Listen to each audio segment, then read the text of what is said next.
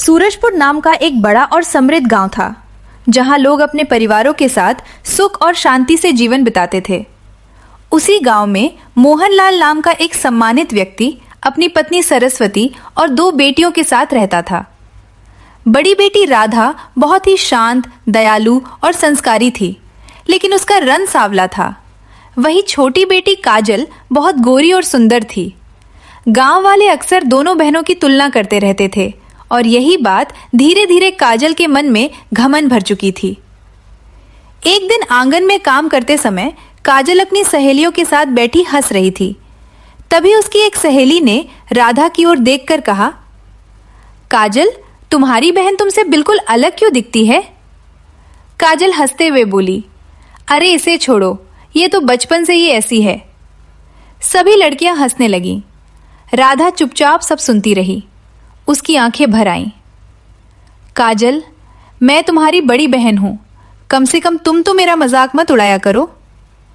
लेकिन काजल का दिल कठोर हो चुका था। दीदी, सच तो सच होता है, पूरा गांव तुम्हें काली कहता है। इतने में मां सरस्वती वहां आ गई। काजल, अपनी बहन से ऐसे बात करते हैं? लेकिन काजल नाराज होकर वहां से चली गई। राधा की आंखों से आंसू बहने लगे। उस रात राधा अकेले छत पर बैठी आसमान देख रही थी। उसके मन में बार बार काजल की बातें गूंज रही थीं। क्या सच में मेरा रंग ही मेरी सबसे बड़ी कमी है?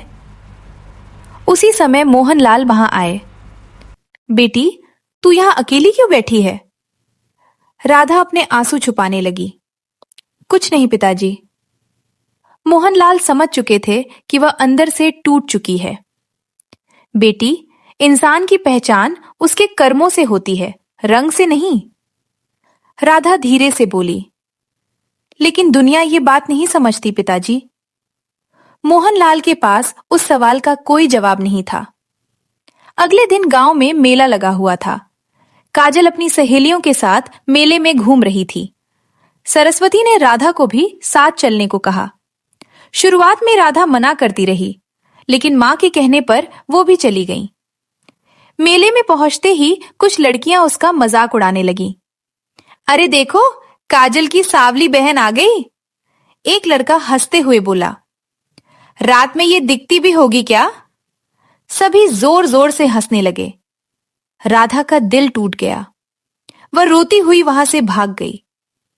रोते रोते राधा गांव से दूर जंगल की ओर निकल गई। चलते चलते वो एक शांत जगह पहुंची, जहां एक पुराना मंदिर था। मंदिर के चारों ओर सफेद चमेली के फूल खिले हुए थे। उनकी खुशबू बहुत मनमोहक थी। राधा कुछ पल के लिए अपना दुख भूल गई। वह एक फूल तोड़ने ही वाली थी कि तभी पीछे से आवाज आई, रुक जाओ बेटी। राधा घबराकर पीछे मुड़ी। सामने सफेद कपड़ों में एक बूढ़ी औरत खड़ी थी। बूढ़ी औरत ने कहा, ये फूल साधारण नहीं है। राधा ने डरते हुए पूछा, आप कौन हैं? मेरा नाम गौरी देवी है। मैं वर्षों से इस मंदिर की देखभाल कर रही हूं। फिर उन्होंने राधा से पूछा, तुम इतनी दुखी क्यों हो? राधा ने अपने मन का सारा दर्द उन्हें बता दिया।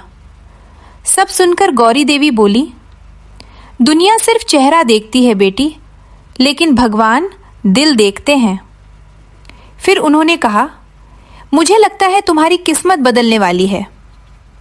अगले दिन गौरी देवी राधा को अपने साथ राजमहल ले गईं। महल बहुत विशाल और सुंदर था।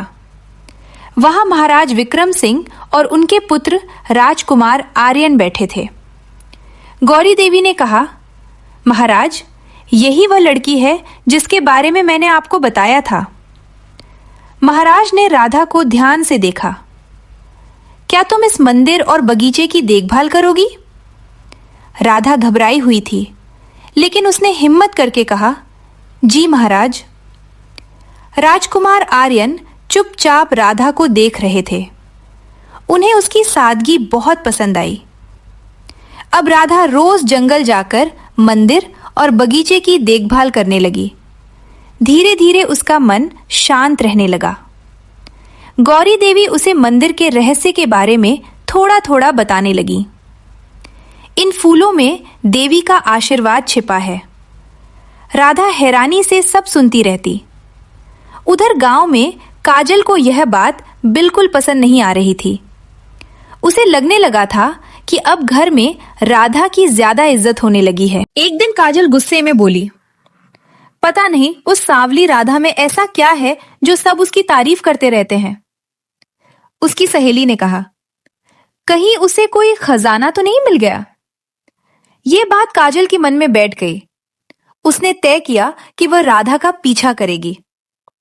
अगले दिन वो चुपके से जंगल पहुंच गई। वहां उसने मंदिर और रहस्यमयी फूलों को देखा। उसकी आंखों में लालच चमक उठा। उसी दिन राधा अकेली बगीचे में काम कर रही थी। उसके मन में अचानक सवाल आया, आखिर इन फूलों में ऐसा क्या रहस्य है? जिज्ञासा में उसने एक फूल की खुशबू सूंघ ली। जैसे ही उसने ऐसा किया, अचानक तेज रोशनी फैल गई। धीरे धीरे उसका चेहरा चमकने लगा और उसका सांवला रंग निखर उठा। राधा खुद हैरान रह गई। उसी समय महल में बैठे महाराज को खतरे का संकेत महसूस हुआ। किसी ने फूलों को छुआ है। महाराज तुरंत सैनिकों और राजकुमार के साथ जंगल पहुंचे। राधा, तुमने नियम तोड़ा है। राधा डर गई। महाराज, मुझसे गलती हो गई। वह रोने लगी। लेकिन राजकुमार आर्यन ने कहा, पिताश्री, इसने जानबूझकर ऐसा नहीं किया। फिर उन्होंने कहा, मैं राधा से विवाह करना चाहता हूं।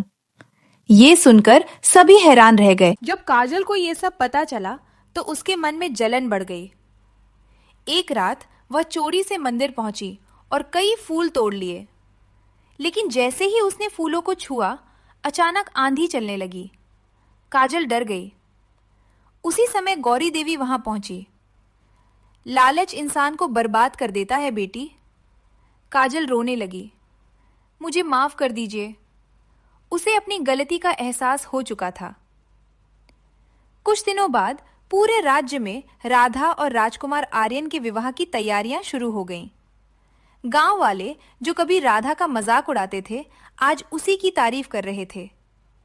काजल भी अपनी बहन के पास आई और रोते हुए बोली, दीदी, मुझे माफ कर दो।